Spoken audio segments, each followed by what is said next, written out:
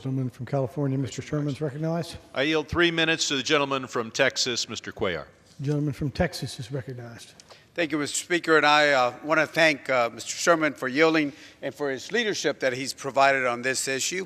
And certainly I want to thank the chairman of the full committee, the gentleman from California, Mr. Ed Royce, who's been working on this issue for so many years. And I want to thank him and the ranking member of the committee, Mr. Engel, for all the work that they've done. In particular, I want to thank my co-chair, Mr. Thornberry, for his leadership. And I remember talking about this particular bill at the very beginning, and here we are about to pass a very important legislation. So certainly I want to join Mr. Thornberry, Mr. Ed Royce, Mr. Engel, myself, Ms.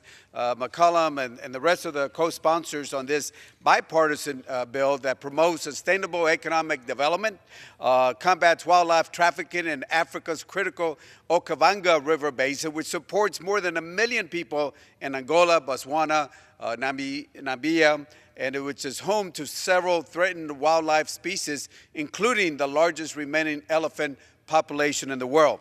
Today, that region is at a near breaking point due to not the very well thought out development and activities, and we got to make sure that we act together.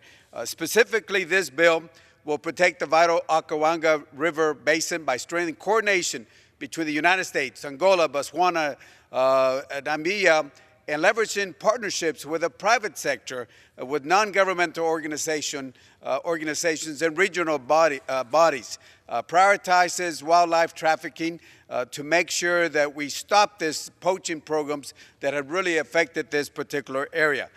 Promotes sustainable economic growth for local communities through responsible natural resource management, and more importantly, will help stop the extinction of this majestic animals, this elephants and other endangered species. So it's important that we all work together as lawmakers in a bipartisan way and also partner with nations to build international political support for sustainable development while protecting the world's most sensitive ecosystem.